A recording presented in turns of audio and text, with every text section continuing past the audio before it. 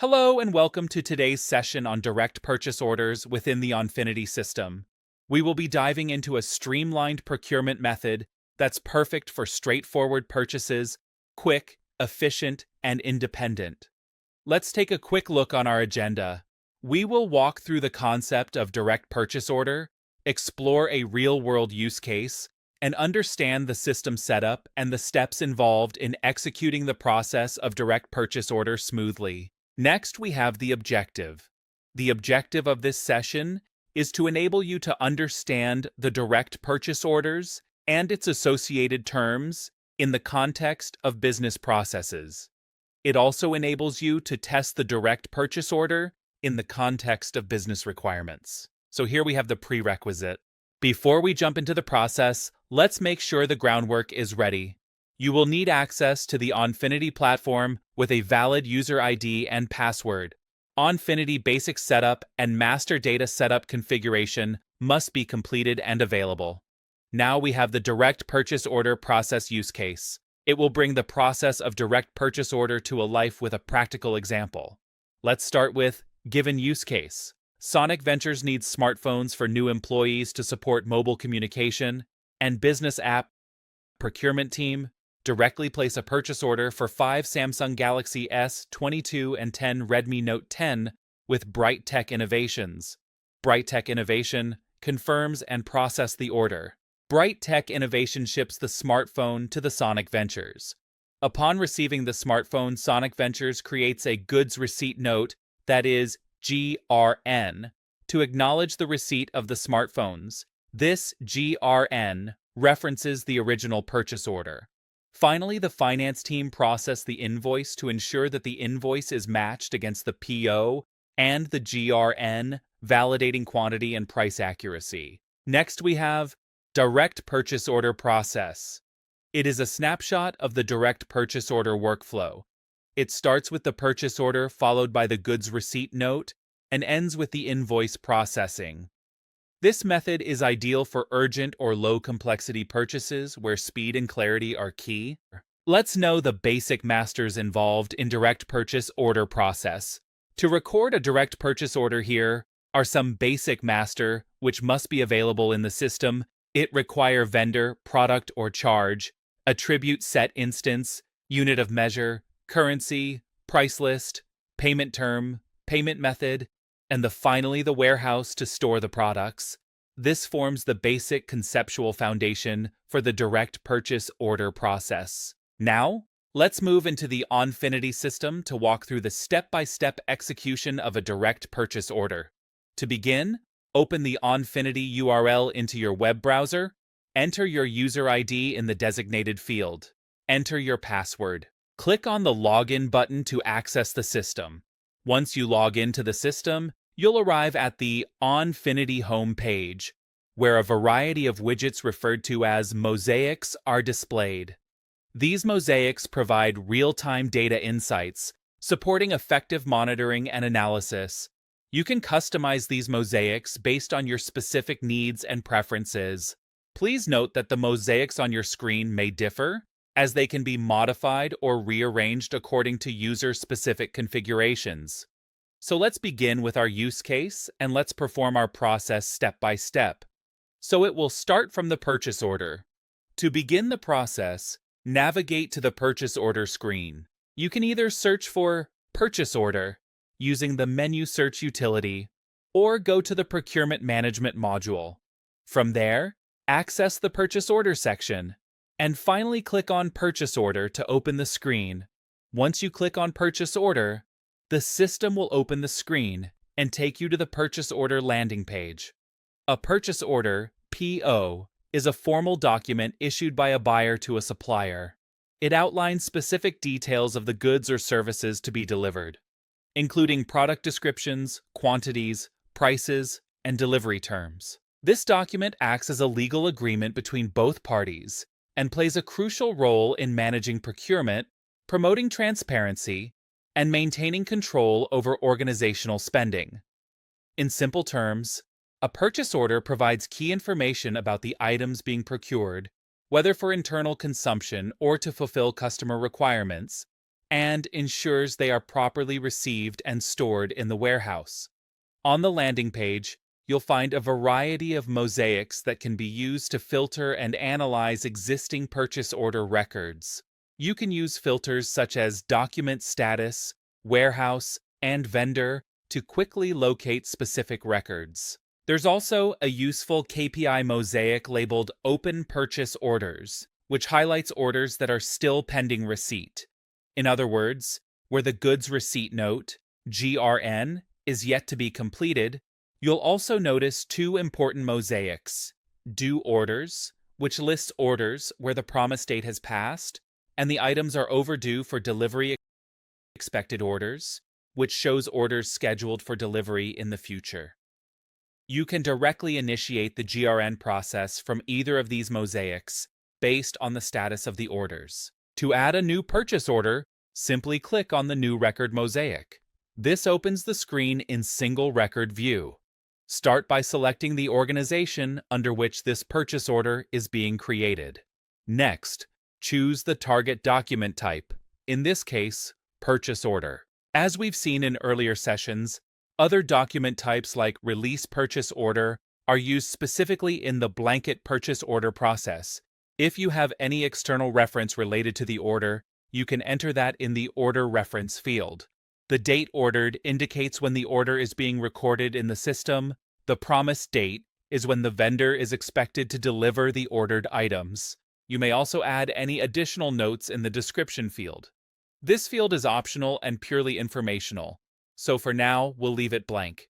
Next, you need to select the vendor. In our case, it's Bright Tech Innovations.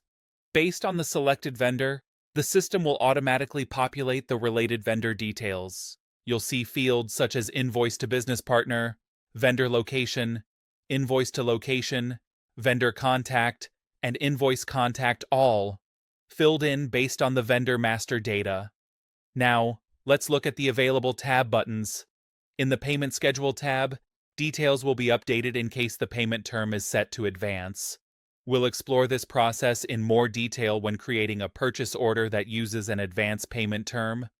The Order Tax tab will show the tax breakdown. As we've seen earlier, this gets updated automatically after adding item lines to the order. We also have the Expected Landed Cost Detail tab. This allows you to associate expected landed costs with a transaction. However, this will be covered in a dedicated session. Additionally, there's an action button panel where you can choose from several actions. One of these is Create Line from Cart, which lets you insert item lines directly from your available cart. If you'd like to understand more about how the cart works, including how to create one, please refer to the dedicated session under the Material Management module, specifically the Inventory Count form. Here, you just need to click on Create Lines from Cart. However, since the warehouse is not yet selected, the system will prompt you to fill that in first. As a note, all available actions can only be used once the header is saved with all the required fields. But for now, let's leave the Create Lines from Cart option aside, as our current focus is to add the lines manually. Moving on, you'll see the Apply Discount button, which allows you to apply a discount across the item lines. You can also use the Create Lines from Requisition option, which we already demonstrated in our previous session. Additionally, if there's an existing purchase order, you can use the Copy from Another Purchase Order feature to bring in item lines directly from that existing PO. Now go ahead and select the warehouse where the goods will be received. For our case, we'll choose Sonic Venture Warehouse as the receiving location. If needed, you can also modify the payment term, price list, and payment method, although these fields are pre-filled based on the linked vendor settings. After reviewing and entering all necessary header details, simply click Save to proceed. Let's now proceed to add a line item using the composite view. To do this, simply click on Add New, then select the product. In our case, the selected product is Samsung Galaxy. As this product is already associated with predefined attributes, you'll need to select an attribute set instance and define the attribute values. We've already created attribute combinations for this item in a previous session. So now move to Select Existing Record, where you can choose from the predefined combinations. If needed, you can refer to our earlier session to revisit how we created these combinations. Once selected, click OK to confirm. Alternatively, if you'd like to define a new combination, you can do so manually by choosing the color and RAM values specific to this product. After making your selections, simply confirm by clicking OK. Based on the pricing defined in the price list, the product price is automatically populated. However, if there's any negotiated pricing agreed upon with the vendor, you can manually update the price as needed. In this case, we require 5 units of the product. The unit of measure, UOM, is automatically derived from the product master. Let's say we've negotiated with the vendor, and they've agreed to provide the product at 62,000 rupees. After saving the line, you'll notice that the discount percentage is also calculated and updated accordingly. Now you can either proceed to add another product line here, or switch to the Line tab to continue adding lines. Let's click on the Line tab button to move forward and add the next item. Now, click on Add New Record to add a new line. This will open the Line tab in Single Record View. You'll notice several fields available here. Some are mandatory, while others are informational and can be used as needed. Let's begin by selecting the product, in our case, the Redmi Note 10. Now enter the required quantity, which is 10 units. This product has attributes, so let's select the appropriate attribute set instance, click on Select Existing Record, and choose the option labeled Red with 128 GB. Confirm your selection by clicking OK, and again click OK to finalize. The price will automatically populate based on the linked price list. However, if you've negotiated a different price with the vendor, you can update it accordingly. Let's assume the vendor has agreed to a price of 22,000 rupees for this item. Go ahead and update the field with the new price. If there are any changes in taxation, you can select a different tax option from the drop-down as needed. For detailed guidance on tax configurations, refer to the dedicated training session on tax management setup under Master Data.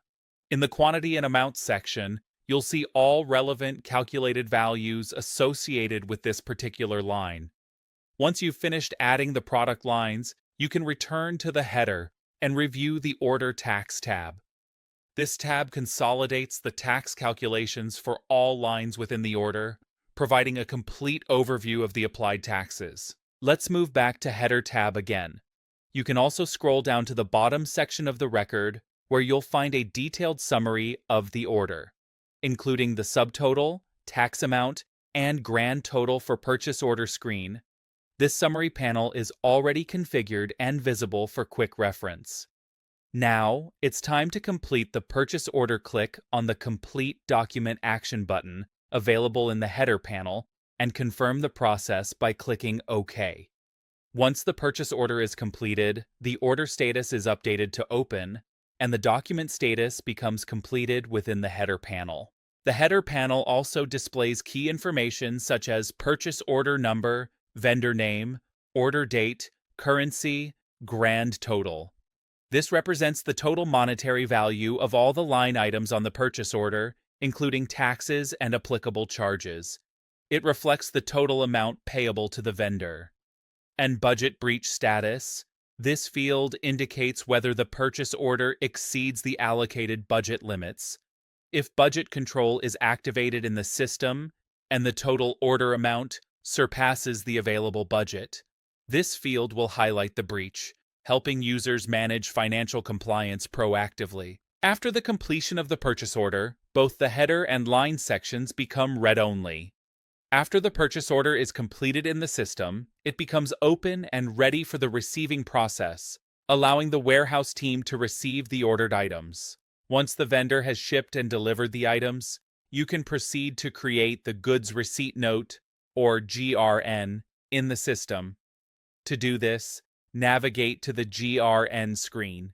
You can either search for Goods Receipt Note using the menu search utility, or go to the Material Management module. Under Storage Operations, you'll find the Goods Receipt Note screen.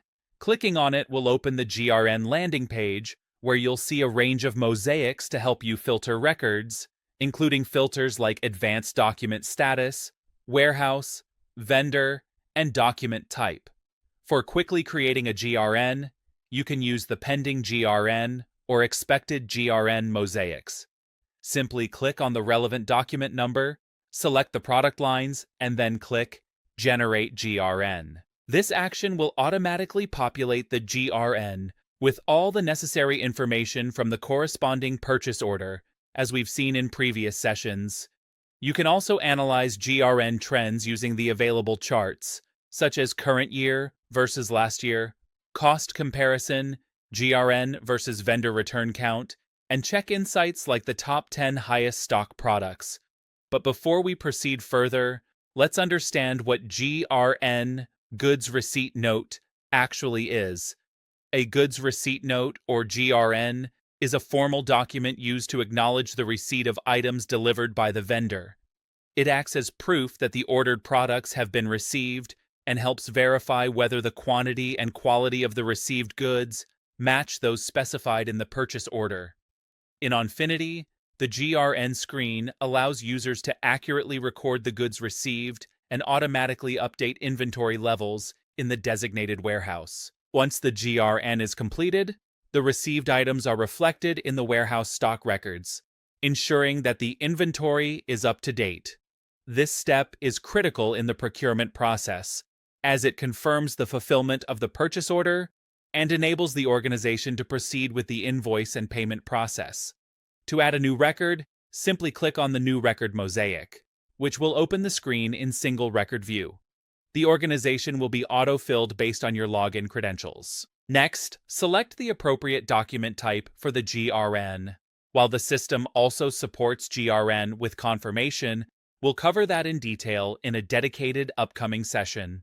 For now, we'll proceed with the document type as Receipt, where the process will be completed directly within the GRN screen. After that, select the warehouse where the goods are being received. Then choose the vendor from whom the goods have been received. The related vendor information, such as vendor location and vendor contact, will be automatically populated based on the selected vendor. The representative field is auto-filled from the login details, indicating the user responsible for this transaction.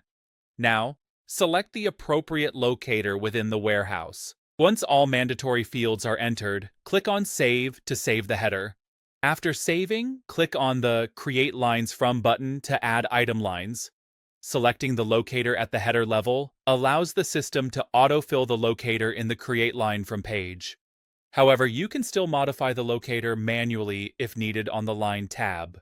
Now, enter your purchase order number, and the system will display all associated item lines available for receipt. If you are receiving partial quantities, you can update the entered quantity field directly on this form to reflect the actual quantity being received. To proceed, simply click OK, which will insert the selected lines into the GRN. Alternatively, you can use the Apply button if you wish to add specific lines individually without closing the Create Lines From page. This allows for continued selection or editing of other lines. For now, we'll proceed with OK, and as a result, you will see that the selected lines have been successfully inserted into the GRN record. Once you've verified the lines on the GRN, you can proceed to complete the record. To do this, click on the Complete Action button located in the header panel and confirm the action by clicking OK. The GRN header panel provides several key fields for quick reference: organization, warehouse, GRN number, movement date, the linked purchase order, and document status, which changes from drafted to completed upon completion of record. You'll also find the Not Posted button here, which is used when you're ready to post the record and update the financial ledgers. Once the GRN is completed, the record becomes read-only, and the Generate Invoice button becomes enabled.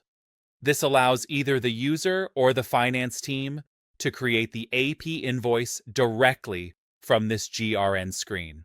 For now, we'll proceed using the Generate Invoice option. After confirming the prompt, you'll be required to enter the reference number of the AP invoice received from the vendor.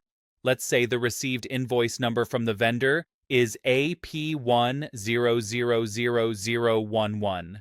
Now, select the document type as AP Invoice. Please note, the Generate Charge checkbox is used when charges are included in the purchase order and need to be reflected in the AP invoice. We will cover this process in detail in an upcoming training session. For now, click OK, and at the bottom of the screen, you will see the AP invoice document number successfully generated. To open and review the AP invoice, navigate to the Financial Management module, go to Accounts Payable, and click on the AP invoice screen. This will bring you to the landing page of AP Invoices, where you can filter records and analyze data using the available mosaics. Let's now click on View Record Mosaic to view the created AP invoice record. You will find the created AP invoice listed. Click on the hyperlink to open it in Single Record View. If you wish to attach any supporting documents, such as a scanned copy of the vendor's invoice, you can do this through the DMS document panel, which appears if the DMS Document Management System module is enabled. You can close this panel if not required. For a more in-depth understanding of AP invoice processing, you may refer to the dedicated session under Financial Management, AP Invoicing. At this point, just verify the line details and pricing for accuracy. After verifying all the details on the AP invoice, the user can proceed to complete the record. This marks the final step in the procurement process flow. Once the AP invoice is completed, the finance team can proceed with the payment processing and allocation, ensuring timely vendor settlement and accurate financial reporting, and that concludes the direct purchase order process. Thank you for joining this walkthrough of the direct purchase order process. With this knowledge, you are now well equipped to manage fast and direct procurement process efficiently and confidently using Onfinity.